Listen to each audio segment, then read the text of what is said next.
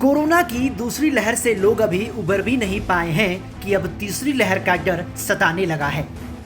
तीसरी लहर का जिक्र जब भी हो रहा है तो उसके साथ एक शब्द का इस्तेमाल हो रहा है। वो शब्द है बच्चे। माना जा रहा है कि इसके चपेट में सबसे ज्यादा बच्चे आएंगे। हम आपको बता दें कि कोविड के बाद बच्चों में multi system inflammatory syndrome in children देखने को मिल रहा है। पोस्ट कोविड के बाद MIS-C कमोबेश शरीर के सभी अंगों को प्रभावित करता है, खासकर खून की नली को सबसे अधिक प्रभावित करता है, जिससे हार्ट अटैक का खतरा बढ़ जाता है। इसमें बच्चों को तेज बुखार आता है। 4 से 5 दिन तक बुखार कंट्रोल नहीं होता। ऐसे में आज की तारीख में हर माँ बाप अपने बच्चों को लेकर चिंतित है कि क्या तीसरे लहर में उनके बच्चे सुरक्षित रह पाएंगे या नहीं। ऐसे में बालपन चाइल्ड हॉस्पिटल के डायरेक्टर डॉक्टर राजेश कुमार से जानिए कि आखिर multi system inflammatory syndrome in children है क्या। Multi system inflammatory syndrome in children corona के बाद देखा गया एक ऑटो इम्यून टाइप डिजीज़ है।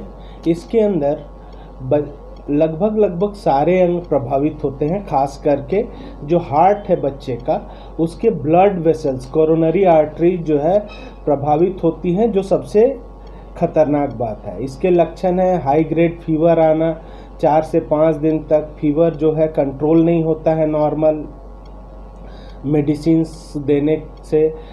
साथ ही आँखों के अंदर लाली देखी जा सकती है, आँखों के अंदर डायलेटेड ब्लड वेसल्स देखे जा सकते हैं, कभी कभी डायरिया भी देखा जाता है। तो मल्टी सिस्टम का इन्वॉल्वमेंट है, इसीलिए इसको मल्टी सिस्टम इन्फ्लेमेटरी डिजीज़ बोलते हैं, क्योंकि इन्फ्लेमेशन के साइन शरीर में लगभग सारे ऑर्गन्स में देखे जा सकते हैं।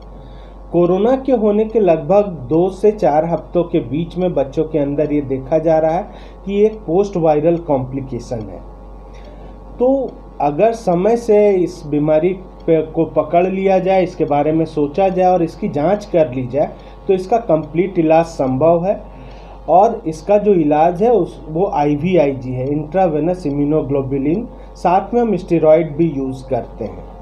इस तरह की बीमारियां हमने पास्ट में भी देखी है। पास्ट में एक पहले जो मल्टी सिस्टम इन्वॉल्वमेंट होता था, हार्ट के वेसल्स का इन्वॉल्वमेंट होता था, उसको हम कावासाकी डिजीज़ के नाम से जानते थे। ये जो बीमारी है कावासाकी से मिलती जुलती बीमारी, और इसका इलाज भी उससे पूरा मिलता जुलता ही है।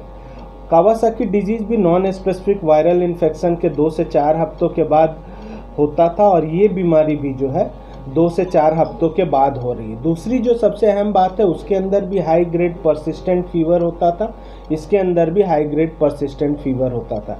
कोरोनरीज आर्टरी का इन्वॉल्वमेंट और बाकी जो चीज़ें थी वो उसमें भी होती थी और इसमें भी। तो काफ़ी हद तक ये बीमारी जो है एक पोस्ट वायरल जो बीमारियां पहले होती रही हैं उससे मिलता जुलता है।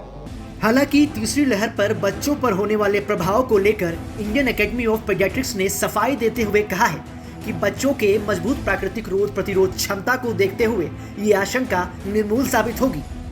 लेकिन अगर संक्रमण की उपेक्षा की जाए तो ये बढ़कर गंभीर हो सकता है। जहाँ तक सवाल तीसरे लहर का और तीसरे लहर में बच्चों के प्रभावित होने का है, तो मेरा पर्सनली ये मानना है कि जो छोटे बच्चे हैं उसमें ये बीमारी शायद गंभीर रूप से नहीं आए। हाँ, बच्चे इन्वॉल्व होंगे, ज़्यादा संख्या में होंगे। एज ग्रुप जो पहले ओल्ड एज के लोग अफेक्टेड हुए थे, उसके बाद मिडिल एज के लोग प्रभावित हुए। तो इस ट्रेंड को देखते हुए लोगों का मानना है कि अगला जो वेव आएगा वो बच्चों में होगा। लेकिन बच्चों में जो 12 साल से ऊपर के बच्चे हैं, संभावना ये है कि 12 साल के ऊपर के बच्चे ही इससे ज़्यादा प्रभावित हों, क्योंकि वायरस का जो एंट्री गेट है कोशिका के अंदर वो है S receptors, ACE1 and ACE2 receptors जो कोशिका के अंदर होते हैं, उसके थ्रू वायरस शरीर के अंदर घुसता है। इसकी संख्या बच्चों के कोशिकाओं में बहुत ही कम होती है, और अगर होती भी है तो वो उतनी मैच्योर नहीं होती। तो एक मैच्योर रिसेप्टर्स की कमी की वजह से बच्चे में एक नेचुरल प्रोटेक्शन रहता है। लेकिन दूसरी तरफ जो बात है कि ये वायरस जो है अपना रूप रोज बदल रहा है और तेजी से बदल रहा है, तो हो सकता है कि रूप बदलने के बाद ये बच्चों में भी संक्रमण पैदा करे। पर ऐसा हम मान सकते हैं कि ये छोटे एज ग्रुप 12 साल के कम के बच्चे को उतने ज़्यादा प्रॉब्लम्स क्रिएट नहीं करे। रांची से लाइव लगातार के लिए सौरभ शुक्ला की रिपोर्ट। न्यूज अपडेट के लिए आप हमारे चैनल को सब्सक्राइब करें। आप हमें फेसबुक और इंस्टाग्राम पर भी फॉलो कर सकते हैं। बने रहे लगातार.in के साथ।